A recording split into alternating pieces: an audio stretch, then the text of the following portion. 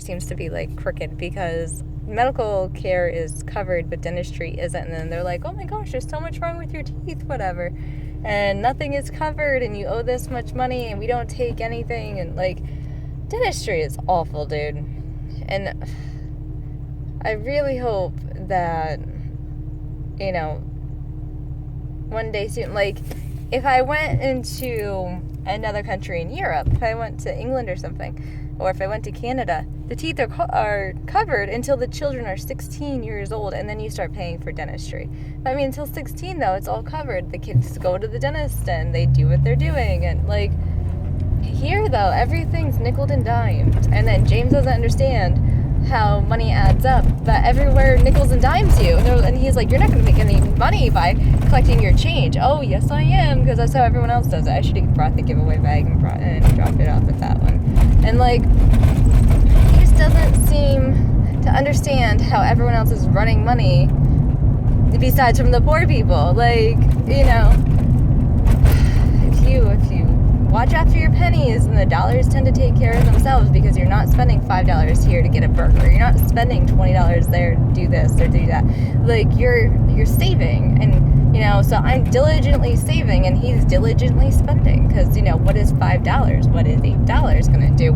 If we're $20 short, then we can't afford the deal. I'm like, really? I'm going to knock you outside your head one of these days. Like, no, I'd never actually hit him.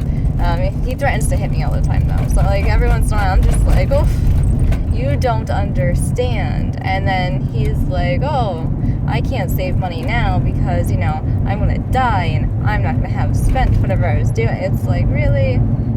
So, like, he preaches about, you know, the marshmallow challenge and how, you know, if you hold off eating one, you'll get two later, and how much it's going to be better and blah, blah, blah. But, I mean, when it comes to it, he doesn't practice what he preaches. He just preaches about it. I don't preach about it, but I practice it, like how, you know, as I do diligently save, and now I'm talking about it just because I'm thinking about it. But, I mean, in real life, though, I don't talk to people about, like, oh, you really gotta, like, sometimes I do, like, oh, here's a budget template, you should probably figure this out instead of, you know, drowning in debt for the rest of your life.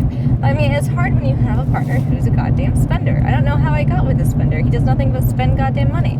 Like, we have no money, and he went out and bought cigarettes yesterday. I'm like, oh my gosh, I want this motherfucker to just stop. He needs to stop in his tracks and think about what he's doing. He's putting us in financial ruin and financial jeopardy so that he could get what he wants to do. And it's driving me up a wall. I just want a normal life. I just wanted a normal life growing up, and I didn't have it, and I didn't get it, and I just wanted a normal life, and then I choose someone like him? Like, what is wrong with me? Just wanted someone normal. Instead, I chose someone with messed up background just like me, because, oh, we could relate to each other. Now, that's stupid, because he can't really relate to me anyway. He grew up more of a higher middle class. I grew up more of a poor to middle. Like, so he still can't relate it to me. But, I mean, he grew up in a world that's completely, like, he took what he saw as a good thing, and I took what I saw as a bad thing. And, you know, so he saw people doing what they were doing, like, oh, I want to do that too someday. I saw people doing what they were doing, and I was just like, oh, this is completely messed up. I never want to do your that. destination will be on the left.